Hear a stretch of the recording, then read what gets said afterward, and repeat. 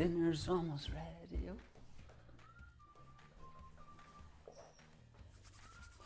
yeah.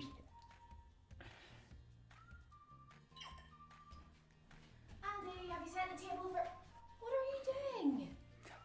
Well, I just saw it and it looked amazing, so I thought I'd just have some before dinner. No, I baked that for dessert, so that's for after dinner. Dinner's going to be ready in 5 minutes. Can I not just have a wee bit now? No, A wee smidgen? No, because that's going to ruin your appetite, okay? It's better if you save it for after dinner. That's the right thing to do. Give it to me, and I'll take it into the kitchen, and we can have it after dinner. Okay, that's fair. That's the right thing to do. Can you set the table? Thanks. Sure.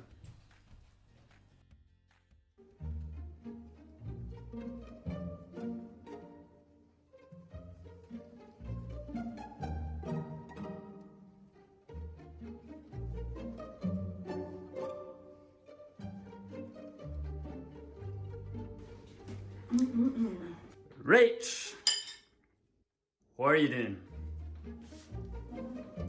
You told me to wait till after dinner before eating the cake. Sorry.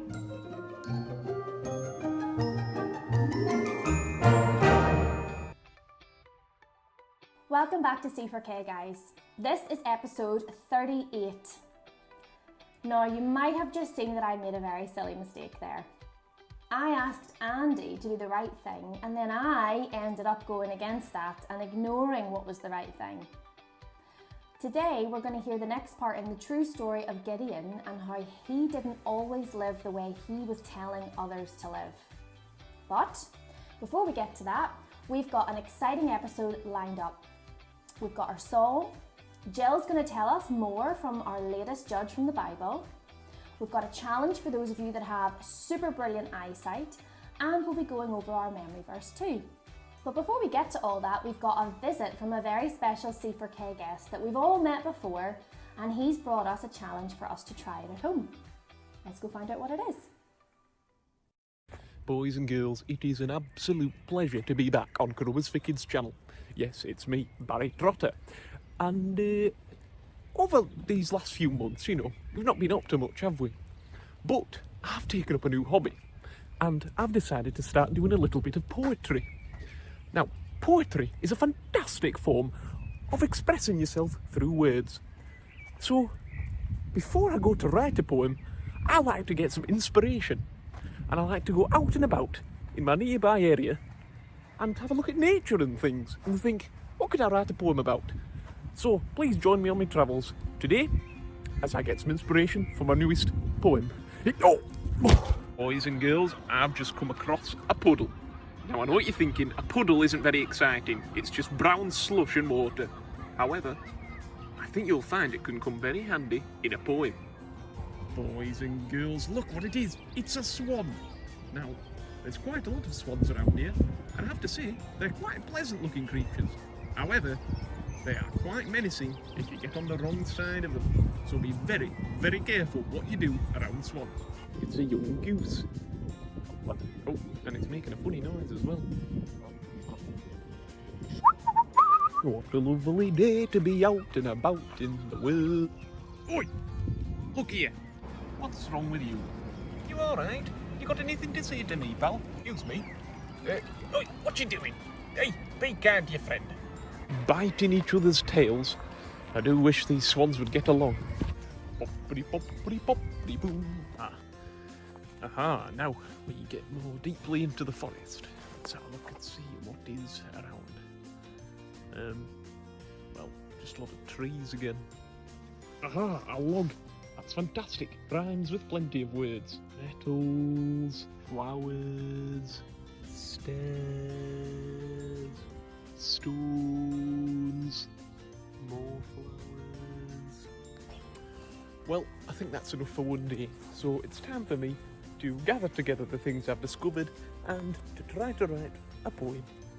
Now, before you actually start writing your poetry, I would always recommend taking a good power nap. It's very helpful for the creative juices to flow from your brain to somewhere else.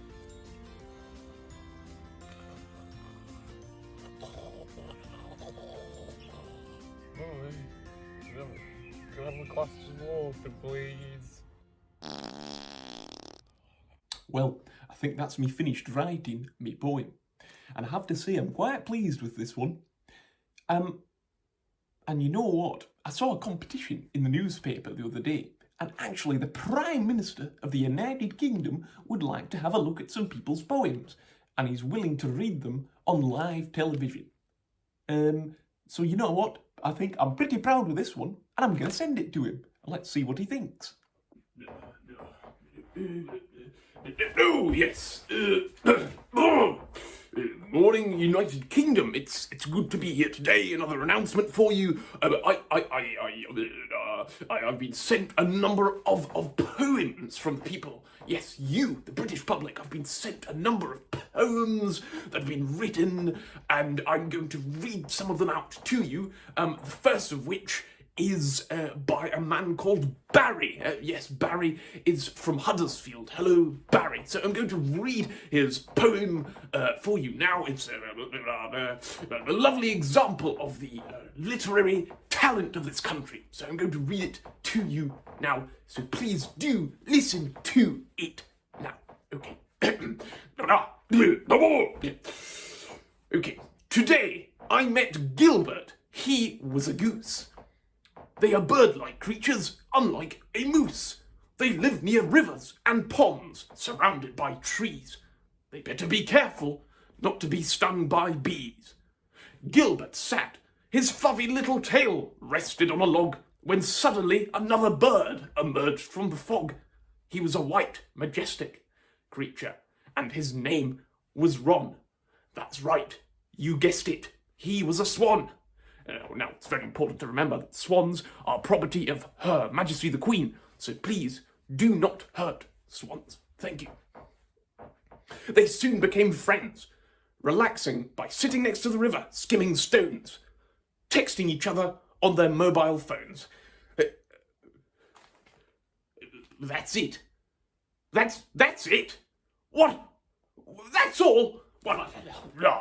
I've never read anything so preposterous in my life. Boys and girls, that was not a good example of poetry, and I must stress that there is... I'm just not impressed. Oh, we thought I was okay at being a poet, but I guess the Prime Minister doesn't think so.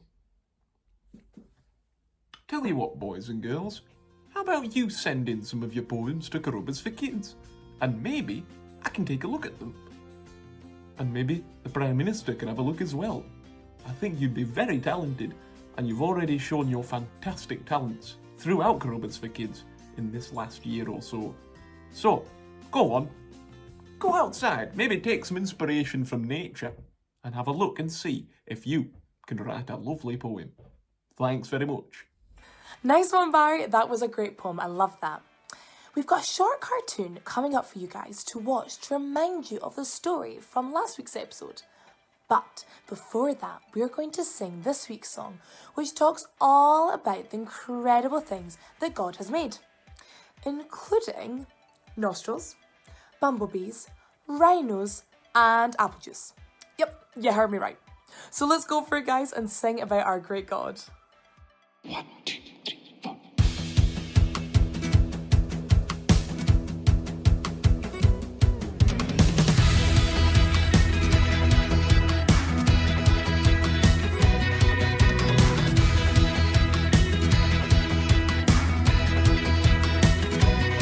You started science and quantum physics, wrote the law of gravity.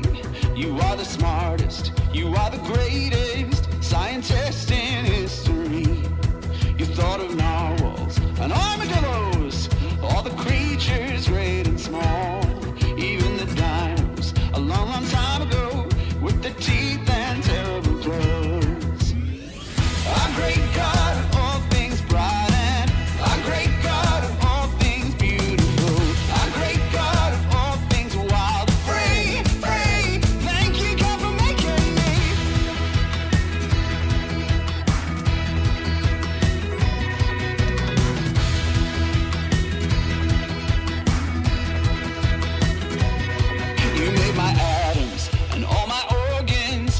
every strand of DNA.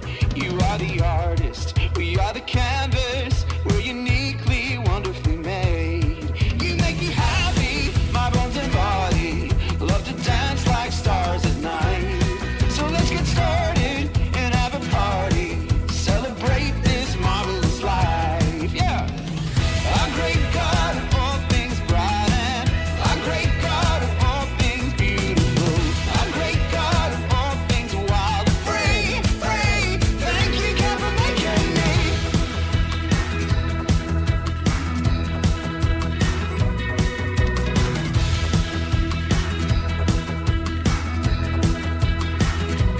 You made apple juice, sunflowers, penguins and rhinos, pineapples, Jupiter, elbows and geckos, broccoli, mercury, sunshine and weirdos, pandas and nostrils and trees, bumblebees, polar bears, raptors and eyebrows, wildebeest, mustaches, earlobes and wormholes, mountain goats, volcanoes, turtles and big toes, pandas and nostrils and trees. Puppy dogs, waterfalls, kittens and rainbows, galaxies, mushrooms and badgers and pharaohs, elephants, great white sharks, music and mangoes, pandas and nostrils and trees. Pandas and nostrils and trees?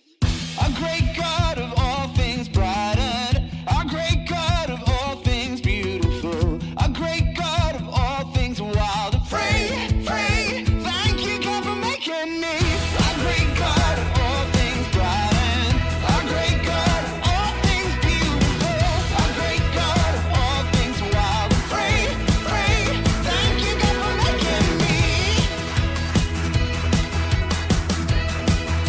Thank you, God, for making me. Thank you, God, for making me. And pandas and nostrils and trees and other stuff. How about frogs and crazy crocodiles? Slapstick Theater, Gideon's 300 Men. This is Gideon, who was a judge of Israel. In the time when Gideon lived, a group of people called the Midianites were taking over the Israelites' land. Get out of here! And the Israelites were starving. So the Israelites asked God for help. God chose Gideon to rescue the Israelites Hey, everybody! and gave him the power to lead an army of Israelites. Yeah! One day, Gideon and his army got up early and came close to the Midianite camp. God told Gideon that he had too many warriors with him. Really? So God told Gideon to let all the men who were scared go home. All right, you can go home. Phew. So 22,000 men went home, and Gideon was left with only 10,000. But God told Gideon that he still had too many men with him. What, really? He told Gideon to bring the men down to the water and that God would give them a test. Okay. Gideon did as God asked, and then God said, "Divide the men in two groups. In one group, put all those who cup water in their hands and lap it up with their tongues like dogs. In the other group, put those who kneel down and drink with their mouths in the stream." Only 300 men drank from their hands. God told Gideon, "With these 300 men, I will rescue you and give you victory over the Midianites. Send all the others home." So Gideon did as God said. You can go home.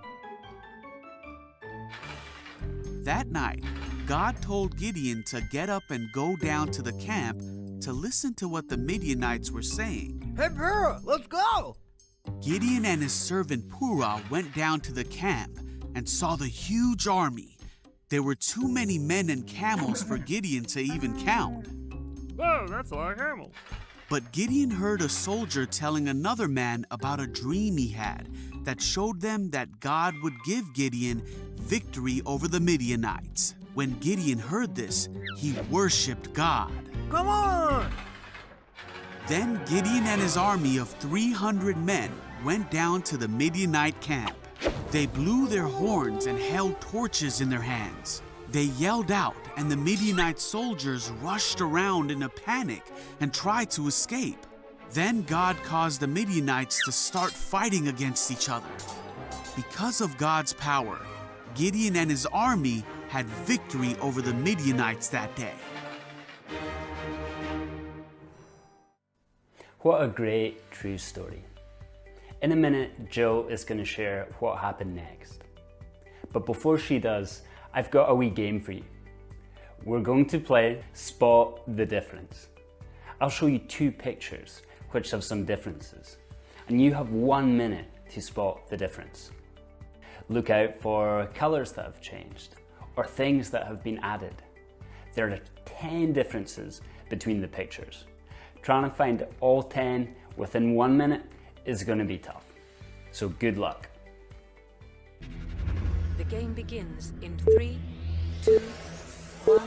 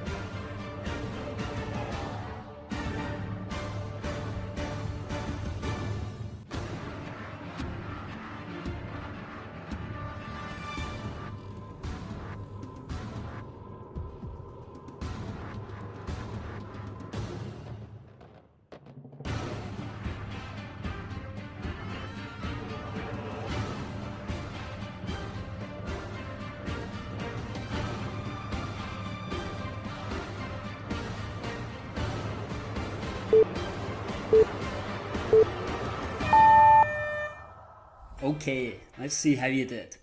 Let's start with a nice and easy one. The beach ball. You'll all have got that.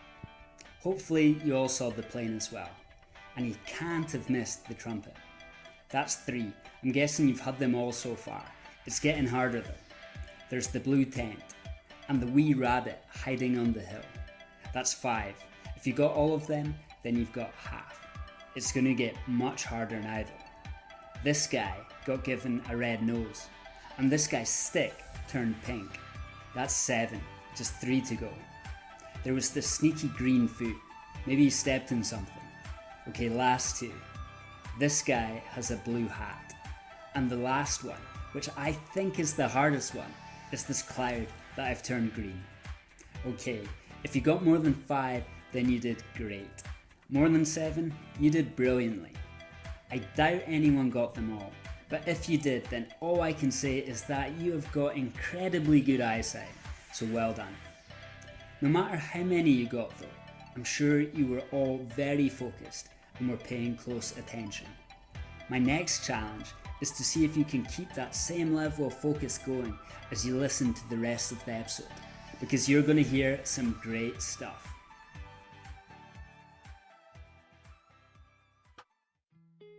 Hi there, Andy and Rach have asked me to tell the next part of the story of Gideon today.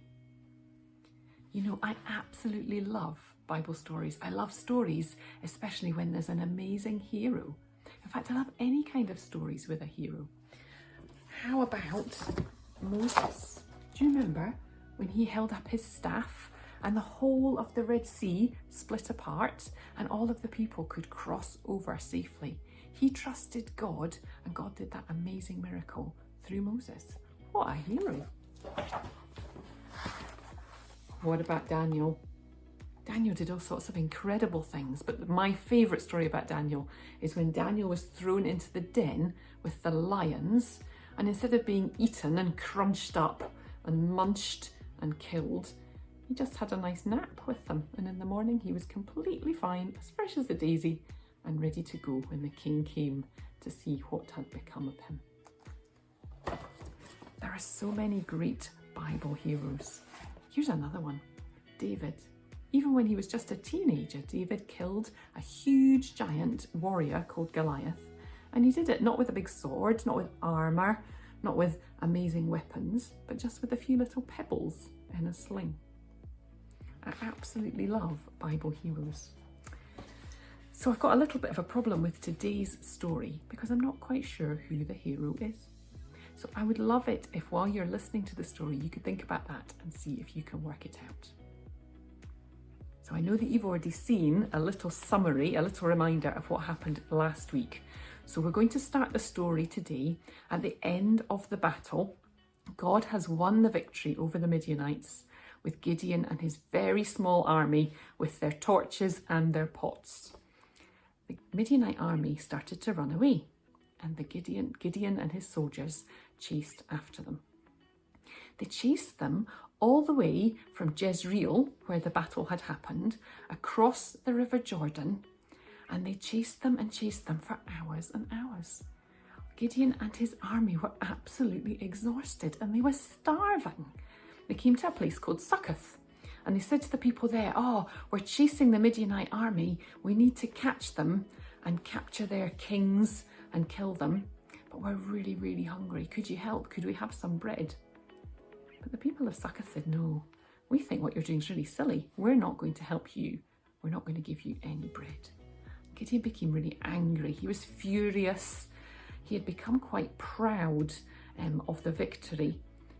And he said to the people of Succoth, "Well, we're going to go and catch the Midianites anyway, and then we'll come back and we will whip you with thorns because you didn't help us."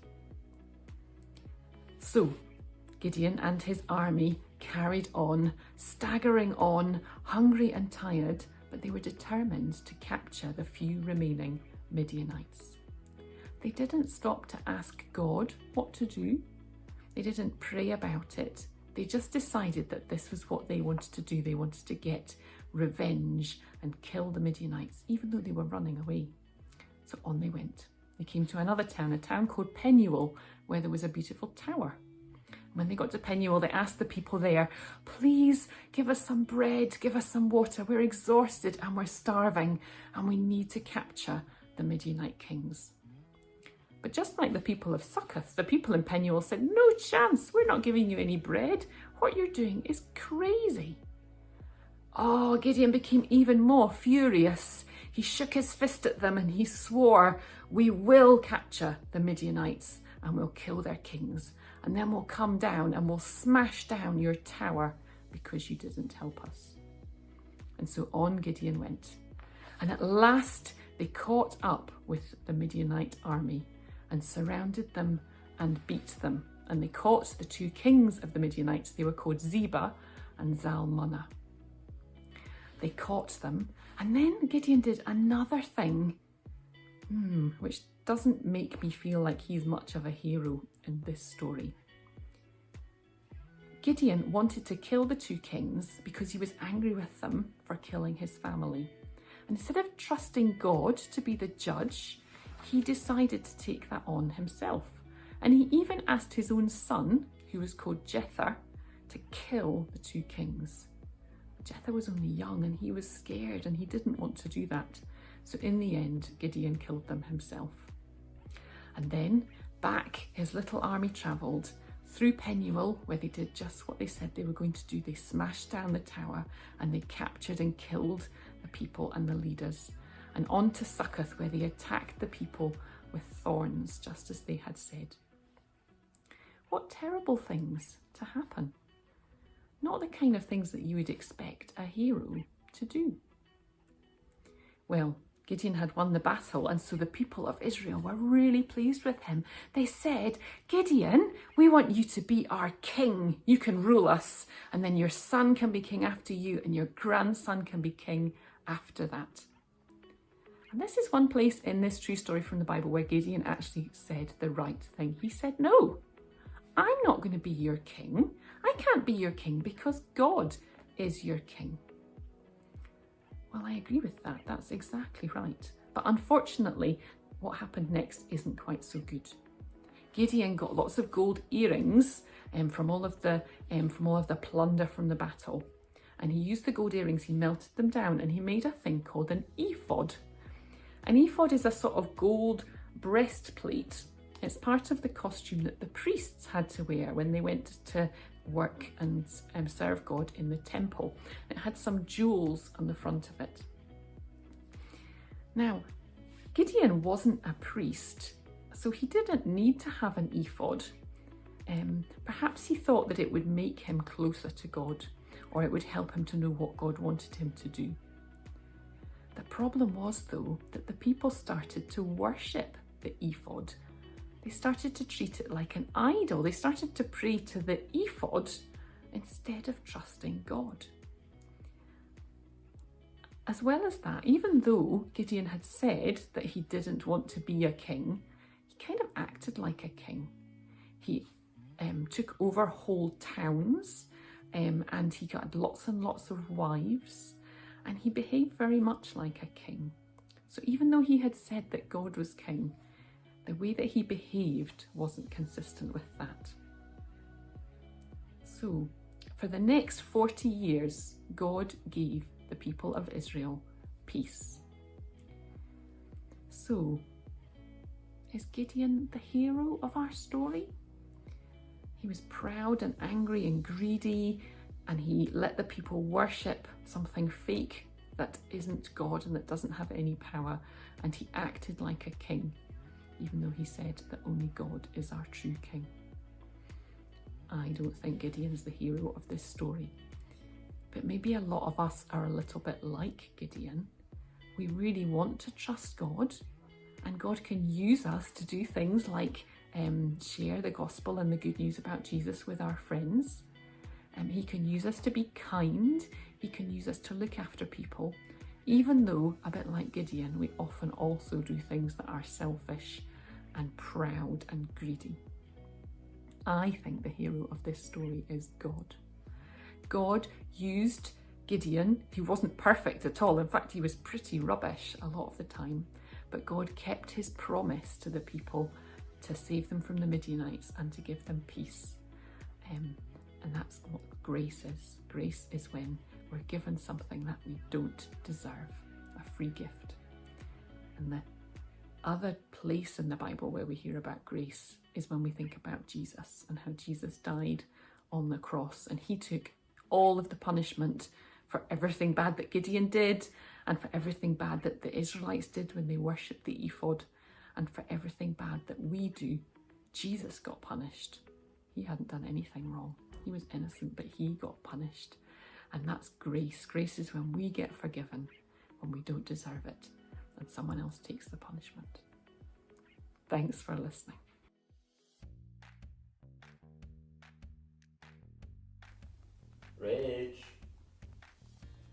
Rach, Yeah? do you remember the memory verse from last week?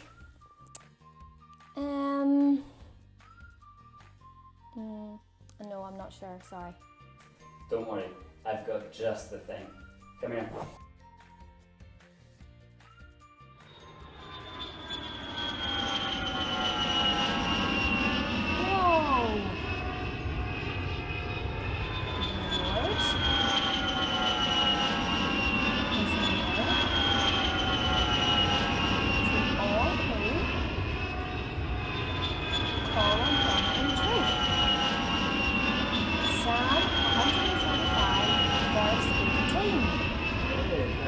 Cool! Yeah, so it's so cool. It's that whenever we pray to God, he always listens to us. Isn't that amazing? I love that verse. It is amazing. Hopefully you remember it now, and hopefully the kids do as well. Good job. Well, we hope you enjoyed today's episode, guys. Remember that if you think you could write your own poem for Barry to read, ask your parents to send it to your C4K leaders, and we'll get to see what Barry, and maybe even the Prime Minister, think of it in the next episode.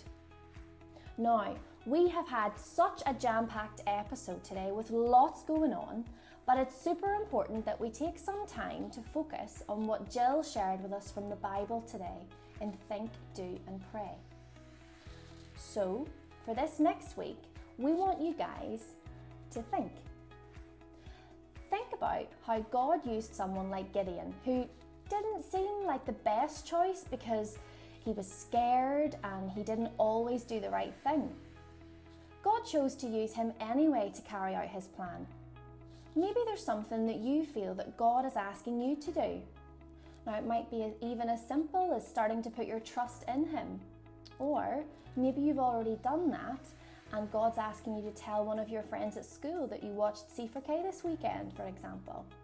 Now, you might not feel confident enough to do this, but remember that if you're a Christian, you have got God with you to help you. And if you're not a Christian yet, or you're not sure if you are, then why not talk to your C4K leader or another adult about this? Why not give Barry's challenge a go? We would love to hear some of your poems, and I am sure Barry would too.